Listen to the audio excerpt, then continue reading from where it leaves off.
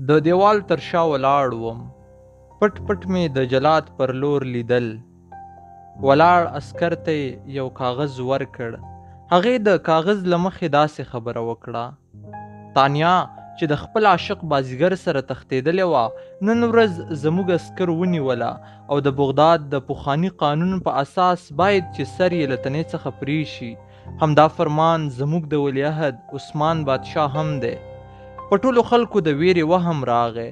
زما له سترګو څخه اوښکې وڅڅېدې. هېڅ مې هم کولای نه شول. جلاد د چړې په تېره کولو لګیا و. د ټولو خلکو سترګې کړېغې راوتې وې. عسکر بیا غږ وکړ: زه نن ورځ جلاد ته امر کوم چې د تانیا سر دې پرې کړل شي، او که بازیګر هر چا په دې ښار کې ولید نو د ښار پولیسو ته فوراً خبر ورکړئ. زما په پوزه تور پوزک و، چا نه پیژندم، خو بیا هم ویره وه. د جلاد کسانو د تانیې سر ونیوه او جلاد په بېرحمانه ډول غټه چاړه پورته کړه او بیرته یې د تانیې په ورمېږ کې خښه کړه. د تانیې سر د ولاړو خلکو په طرف راوغورځېده. زما سترګې او لاسونه جام پاتې شول. رپ ونیوم، خوله راباندې راماته شوه. یوه زوروره چیغه مې ووهله. له خولې څخه مې په زوره ووتل: تانیې! ناڅاپه له خوبه راپورته شوم. تانیې منډه واخیسته. له فریزر څخه یې یو ګیلاس اوبه راواخیستې. ما ته یې راکړې تر څو ویې څښم. ما ګیلاس په لاس کې نیولی و.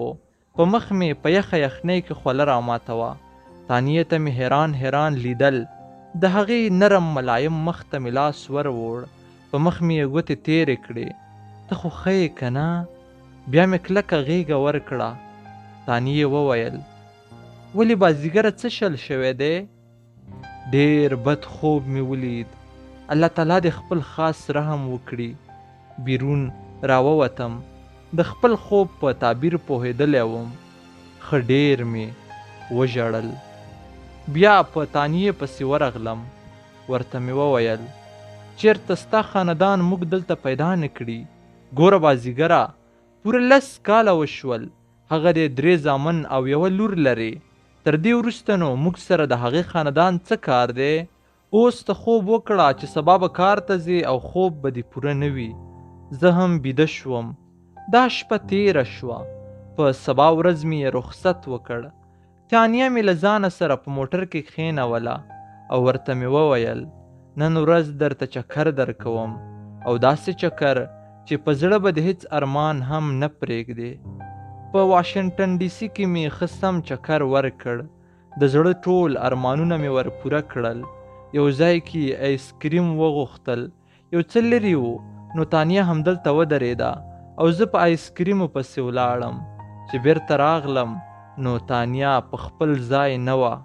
هماغه ورځ شوه او تانیه ورکه شوه.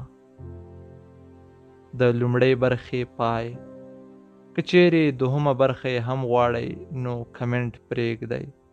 د سادات ټي وي ټولو درنو اورېدونکو، دغه وه زموږ د نن ورځې لنډه کیسه چې ما سید ادریس سادات تر تاسې در ورسوله. هیله ده چې د خوښې وړ مو ګرځېدلې وي. تر څو پورې چې زه د بلې لنډې کیسې لپاره ستاسې درانه حضور ته راځم، تر هغې مو په لوی خدای سپارم. هر چیرې چې یاست خوشحاله اوسئ. د الله په امان.